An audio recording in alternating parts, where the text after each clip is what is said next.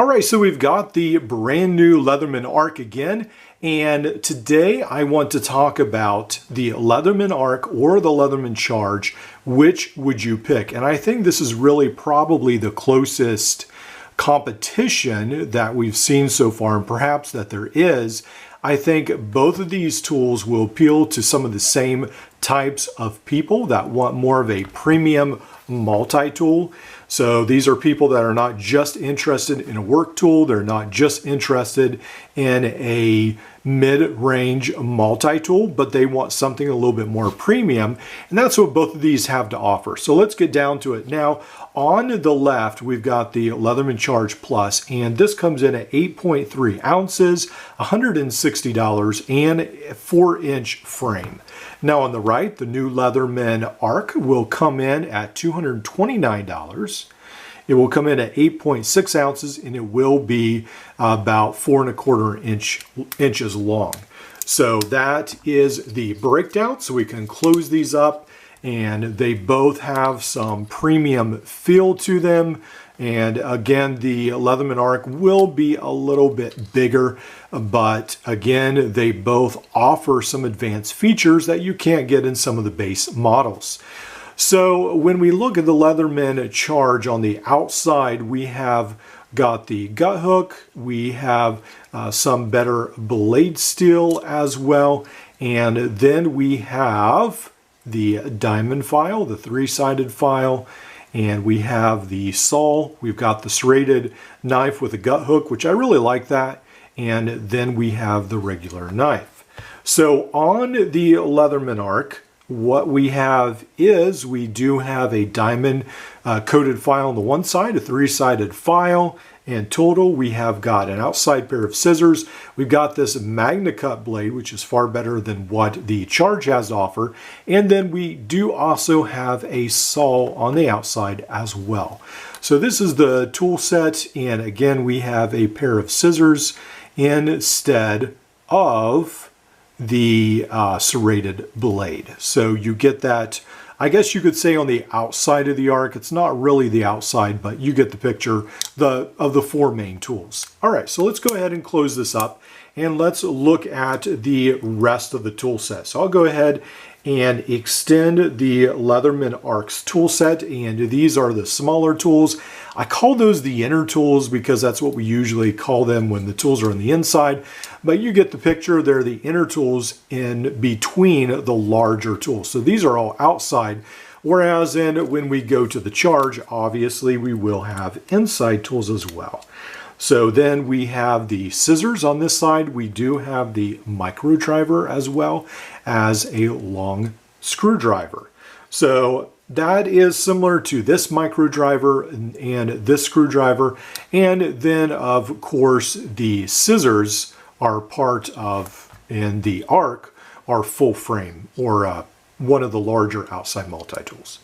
And then on the other side of the Charge, what we get is the bit driver. So we'll go ahead and put this down, and then we get the can opener, bottle cap lifter, and the wire stripper as well. So that is pretty much taking the tools on this.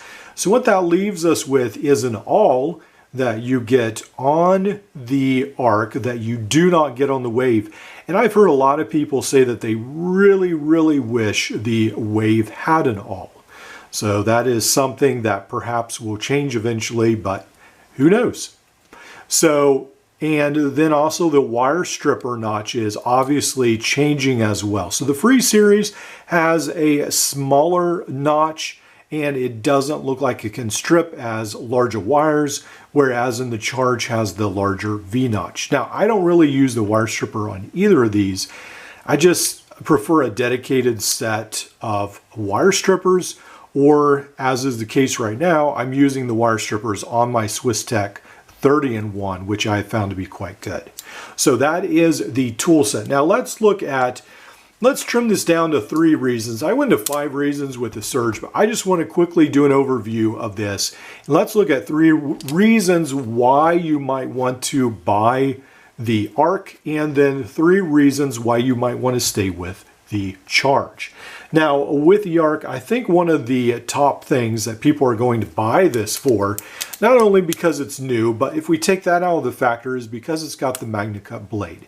So a lot of people have been mentioning Leatherman needs better steels, Leatherman needs better knives. And so finally Leatherman has answered with a better knife. So if you are one of those who really needs a better knife blade on your multi-tool, then the Leatherman Arc is for you. All right, so better blade and then also smoother operation. So that is something that definitely the Arc has to offer. It's a very smooth multi-tool. Mentioned that before, not only in the frame, but I really like how the tools just pop right up. And that is something that is very, and then you do have this thumb stud now, so that is very easy to access that as well. And then you can get thumb studs, I believe, or maybe if these aren't the same as the P4, I'm sure people will start making thumb studs for this very, very soon. All right, and then all the tools are on the outside with the Leatherman Arc.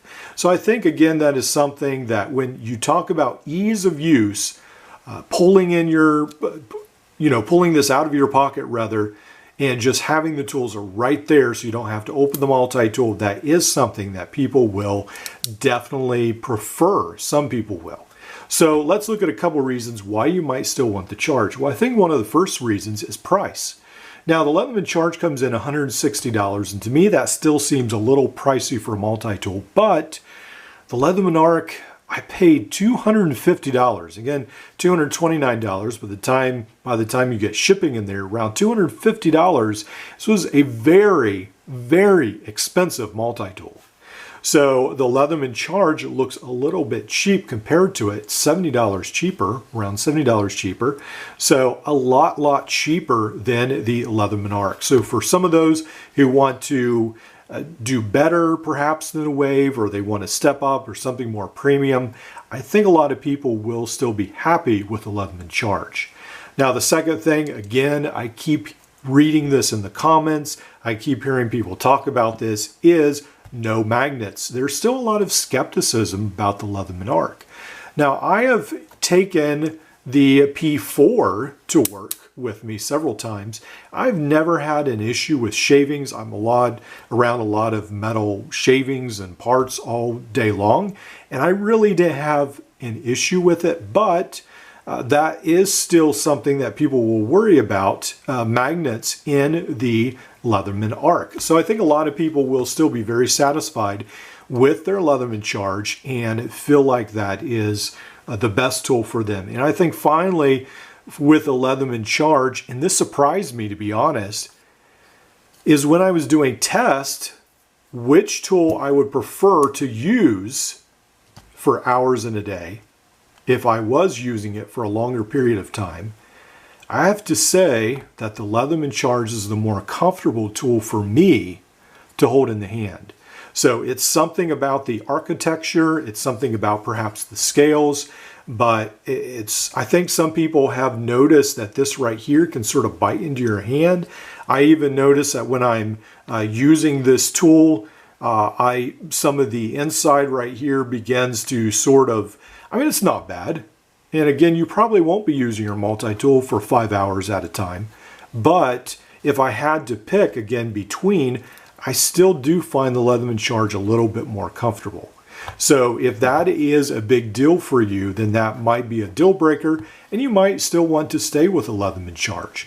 Now, both of these are fantastic multi-tools. The Leatherman Arc definitely feels like a step ahead in that it has a lot of advances with the free technology. It's got the better knife blade, it's got the outside tools. But I have to say, I really do like the Charge as well. And it's something that you can comfortably fit in your pocket, be familiar with. And if you're like me, where you like to tear things apart, then the Leatherman Charge is something you're comfortable with, and it might just feel like you're at home.